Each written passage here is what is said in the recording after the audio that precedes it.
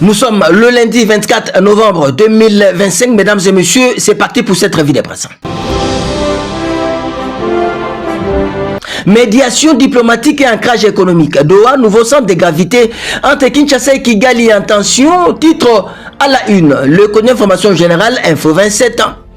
En 3 jours à peine, Sheikh Tamim Ben Hamad Al Thani a tissé une séquence diplomatique sans précédent à Kigali et Kinshasa, confirmant l'ambition du Qatar de s'imposer comme un acteur incontournable de la stabilisation des Grands Lacs et de l'intégration économique de l'Afrique centrale. Après une visite qualifiée de hautement symbolique au Rwanda, poursuit notre confrère, l'émir a poursuivi son offensive diplomatique à Kinshasa, où Félix Tshisekedi l'a accueilli le 21 novembre pour un entretien élargi à la coopération, à la sécurité régionale et au processus de Doha. Cette démonstration de vitesse diplomatique ne procède pas d'un simple protocole, elle s'inscrit dans un moment où les choix politiques deviennent décisifs pour l'avenir de la région.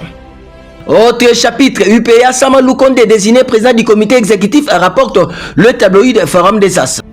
En quoi notre confrère, le président du Sénat congolais, Jean-Michel Sama Lukonde Kyenge, a été désigné par ses pairs président du comité exécutif de l'Union parlementaire africaine UPA pour un mandat de 2 ans. C'était au cours de la plénière de clôture de la 47e session de la conférence des présidents des parlements africains le 22 novembre 2025 à Kinshasa, en présence du président de l'Assemblée nationale de la RDC, Meboji Sangara, des membres du comité exécutif de l'UPA et du comité exécutif des femmes membres de cette plateforme parlementaire. Une désignation qui obéit au prescrit de l'article 14 des statuts amendés, ancienne version parlant de l'élection qui stipule que la conférence des présidents désigne le président ou la présidente du comité exécutif à l'issue de chacune de ces sessions parlementaires.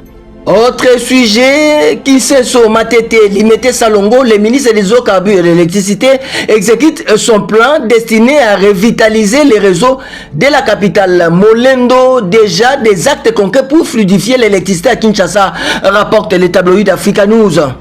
Chez notre confrère, nous lisons, dimanche 23 novembre, la chaleur accablante de Kinshasa n'a pas dissuadé les duos déterminés formés par le ministre des Ressources hydrauliques et de l'électricité, Aimé Molendo Sakombi, et le directeur général de la SNEL SCA, l'ingénieur Teddy Luamba, de sillonner la capitale. Ensemble, ils ont donné le coup d'envoi d'une série de travaux ambitieux visant à revitaliser les réseaux électriques urbains. Une initiative forte qui concrétise les recommandations issues du Conseil des ministres du 14 novembre dernier, dévoilant ainsi leur promesse, celle d'offrir à la ville un éclairage stable et équitable.